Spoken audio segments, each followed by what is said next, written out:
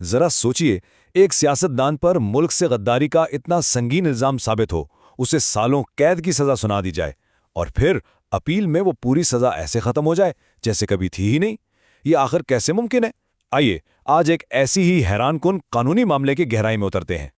تو کہانی شروع ہوتی ہے ایک بہت ہی سخت فیصلے سے۔ ایک جانے مانے سیاستدان کو پورے 7 سال قید کی سزا سنائی جاتی ہے، اور یہ کوئی معمولی الزامات نہیں تھے۔ فرد جرم میں بغاوت، فوج کو ورغلانا، جل سازی اور عوام میں اشتعال پھیلانے جیسے سنگین ترین جرائم شامل تھے۔ مطلب یہ وہ الزامات ہیں جو کسی بھی ریاست کی بنیادوں کو چیلنج کر سکتے ہیں۔ لیکن پھر کہانی میں ایک ایسا زبردست موڑ آیا جس کی شاید کسی کو امید نہیں تھی۔ اپیل کورٹ نے سزا کو صرف کم نہیں کیا، بلکہ پورے کے پورے مقدمے کو ہی کالا دم قرار دے دیا۔ وہ 7 سال کی قید ایک دم ختم۔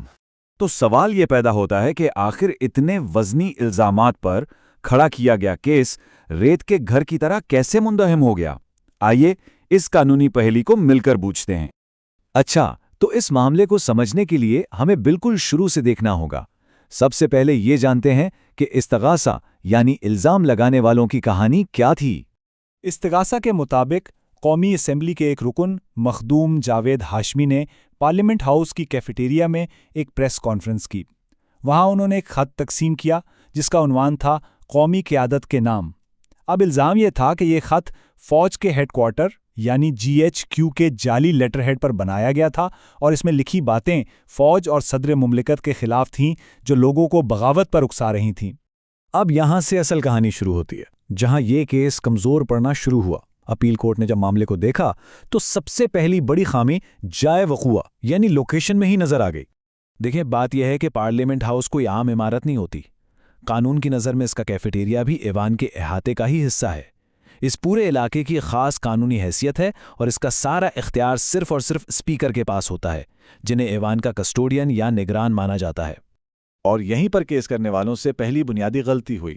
قانون بالکل واضح کہتا ہے اگر پارلیمنٹ کے احاطے میں کوئی واقعہ پیش آئے تو اس کی شکایت صرف اسپیکر ہی درج کروا سکتے ہیں، مگر اس کیس میں FIR ایک ریٹائرڈ فوجی آفیسر نے یعنی ایک پرائیویٹ شہری نے درج کروا دی۔ لیکن یہ تو صرف شروعات تھی۔ اب ہم آتے ہیں اس دوسری اور سب سے بڑی غلطی پر، جس نے دراصل اس پورے کیس کی بنیاد ہی ہلا کر رکھ دی۔ سب سے سنگین الزام تھا بغاوت کا، یعنی سیکشن 124A۔ یہ جرم تب لگتا ہے جب کوئی اپنی بات یا تحریر سے قائم شدہ حکومت کے خلاف نفرت پھیلائے۔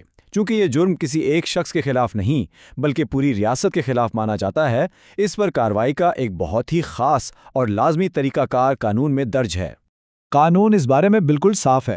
وہ کہتا ہے کہ بغاوت جیسے سنگین جرم کا مقدمہ کوئی عام شہری یا پولیس افسر اپنی مرضی سے شروع نہیں کر سکتا۔ اس کے لیے 2 شرطیں لازمی ہیں۔ پہلی، شکایت وفاقی حکومت کے حکم سے کی جائے گی، اور دوسری، عدالت بھی صرف اسی حکومتی شکایت کی بنیاد پر ہی کیس کو سن سکتی ہے۔ تو اب ذرا موازنہ کرتے ہیں۔ قانون کا تقاضا تھا کہ شکایت وفاقی حکومت کرے، مگر یہاں شکایت ایک پرائیویٹ شہری نے کر دی۔ قانون کہتا تھا کہ عدالت حکومتی شکایت پر نوٹس لے، مگر یہاں تو مقامی پولیس نے خود ہی FIR کاٹی، تفتیش کی اور چالان بھی جمع کرا دیا۔ یہ طریقہ کار کی ایک بہت بڑی خلاف ورزی تھی، اور عدالت کے لیے یہی نقطہ فیصلہ کن ثابت ہوا۔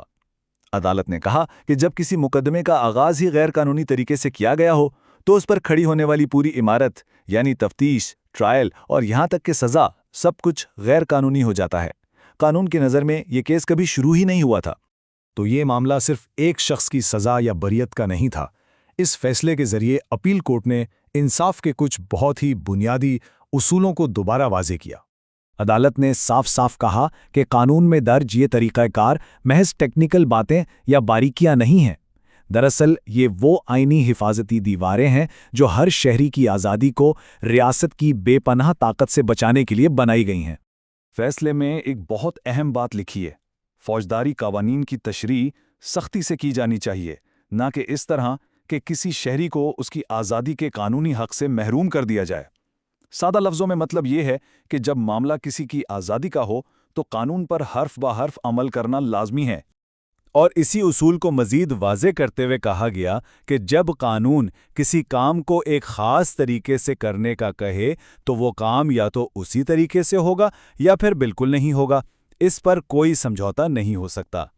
تو آخر میں یہ پورا معاملہ ہمارے سامنے ایک بہت بڑا سوال چھوڑ جاتا ہے، کیا قانونی طریقہ کار پر سختی سے عمل کرنا صرف ایک تکنیکی بات ہے یا پھر یہی انصاف کی ضمانت دینے کا سب سے بنیادی اور واحد راستہ ہے؟